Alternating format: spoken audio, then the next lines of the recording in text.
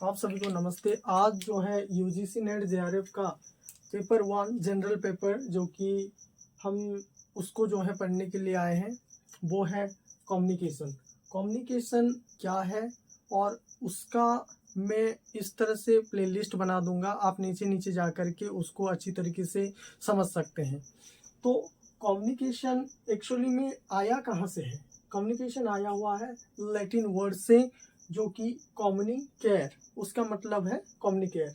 तो कम्युनिकेयर का मतलब है to share, make common. To share मतलब कम्युनिकेयर का मतलब सिर्फ हम कोई भी चीज़ को शेयर करना नहीं, किसी भी तरह की चीज़ को शेयर कर सकते हैं। जैसे कि हम कोई प्रोडक्ट शेयर करना हो और अलग किसी तरह का चीज़ शेयर करना हो किसी से, तो उसी सेंस में लैटिन वर्ड में, लैटिन लैंग्वेज में कम्युनिकेयर को यूज़ किया जाता था।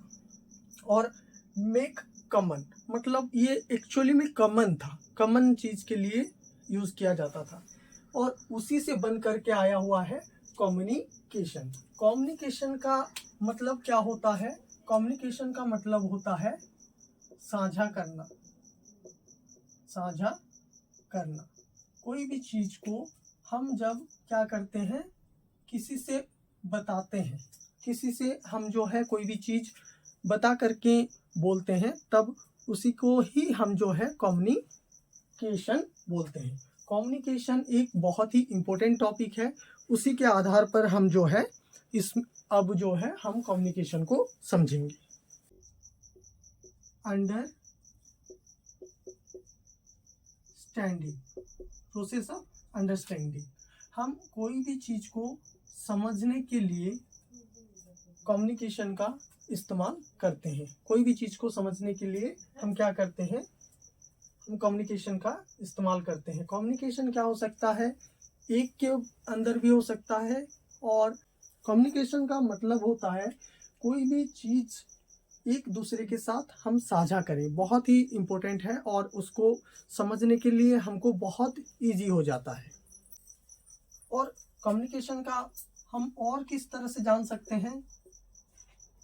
Sharing the knowledge.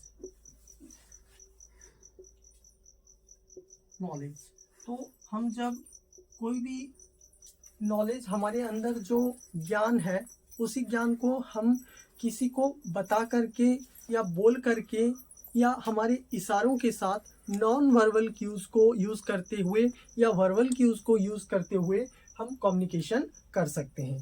तो कम्युनिकेशन बहुत ही इम्पोर्टेंट है। और हम कम्युनिकेशन को अच्छे से समझने के लिए क्या कर सकते हैं कि मानो कि ये एक लड़का है जिसका नाम है राम और ये एक लड़का है जिसका नाम है श्याम। तो ये दोनों क्या करते हैं कि एक दूसरे के साथ बात करते हैं। ये कुछ बोलता है और ये उधर से कुछ जो है जवाब देता है। तो ये टोटल प्रोसेस, इन दोनों के अंदर जो प्रोसेस चल रहा है, ये कुछ बोलेगा हाय बोला तो उधर से रिप्लाई क्या आएगा? उधर से रिप्लाई आएगा हेलो। इन दोनों के अंदर जो प्रोसेस हो रहा है, इस प्रोसेस को ही हम इजीली समझ सकते हैं, उसी को ही बोलेंगे क्या? कम्युनिकेशन।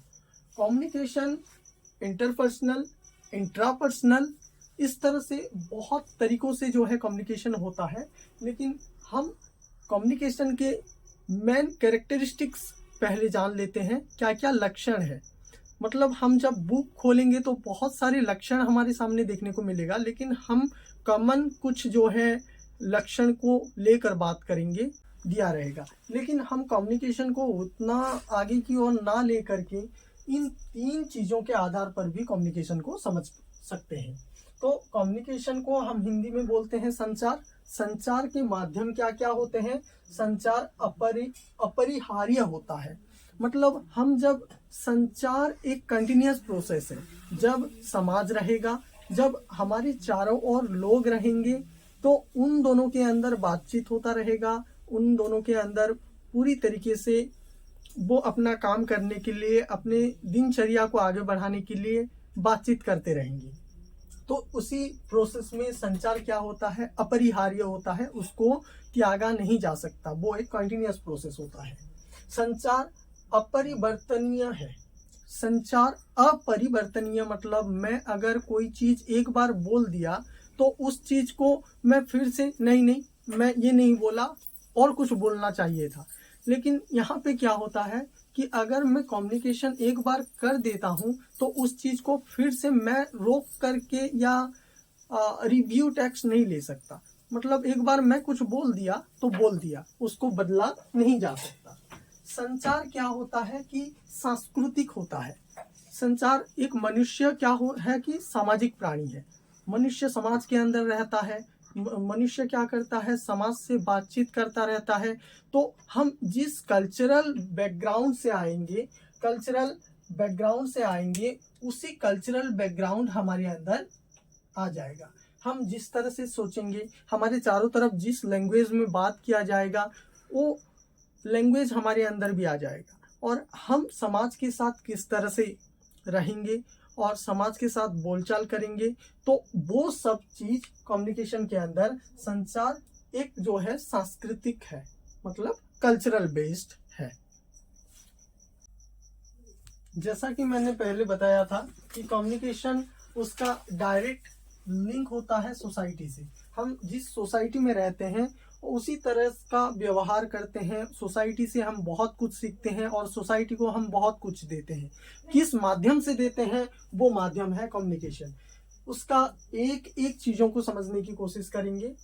हम जैसे कि जान चुके हैं कि बातचीत करने का माध्यम हम कहाँ से सीखते हैं, सोसाइटी से सीखते हैं।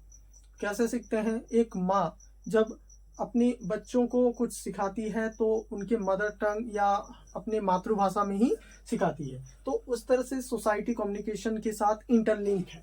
उसके साथ साथ बच्चा समाज में ही बढ़ता है। तो जब बच्चा छोटे से बड़े होते हुए चलता है तो उसके अंदर बहुत सारे परिवर्तन होते हैं। जैसे कि बच्चा धीरे धीरे उसका शारीरिक विकास होता है। शारीरिक विकास होने के साथ साथ उसका मानसिक भी विकास होता है।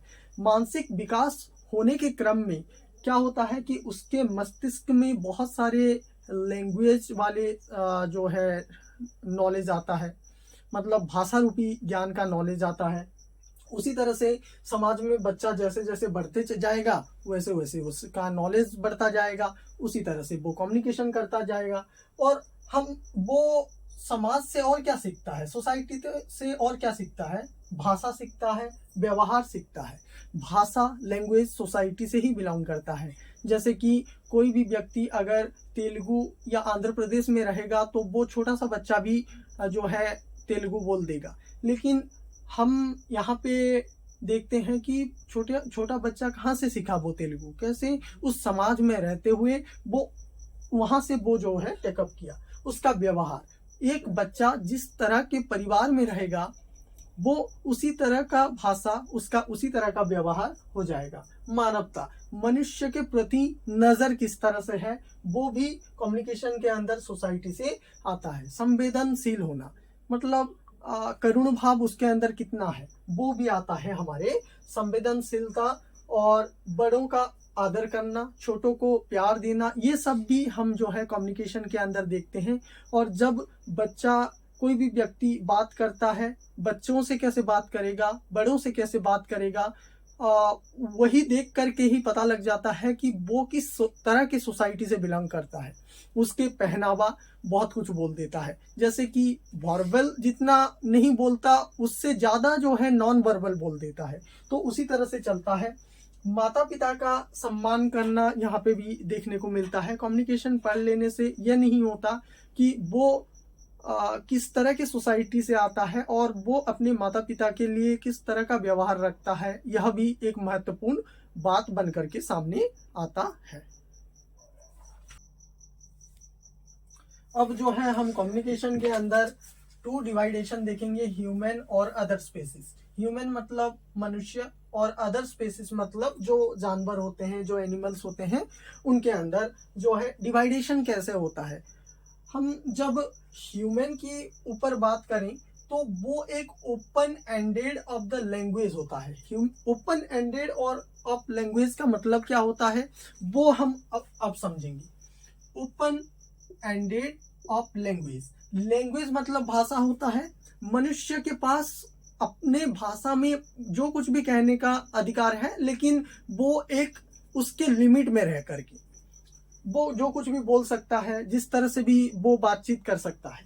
लेकिन in compare to the other species, मतलब एनिमल्स के पास गिने चुने ही लैंग्वेज होते हैं, 1 2 3 इस तरह से कुछ गिने चुने ही लैंग्वेज होते हैं, उसके अंदर ही वो बातचीत करते हैं। जब एनिमल क्या करता है, कुत्ता अगर बोलेगा तो वो इस तरह से उसका एक ही लैंग्वेज है। लेकिन ह्यूमन का बहुत सारे लैंग्वेज हैं और वो अलग अलग तरह से संप्रेषण कर सकता है। लेकिन एनिमल जब बात करेगा तो एक ही लैंग्वेज होता है। तो इसी वजह से उसको क्या बोला गया, close ended of language, close ended of language. तो इसी तरह से हम डिफ्रेंशिएट कर सकते हैं कि ह्यूमन का जो है ओपन एंडेड होता है और एनिमल्स का क्या होता है, क्लोज एंडेड होता है। मैं सिर्फ कुत्ते को लेकर के ही आपको एग्जांपल दिया, आपके माइंड में अलग अलग एनिमल्स को लेकर के आप कंपेयर करके देख सकते हैं।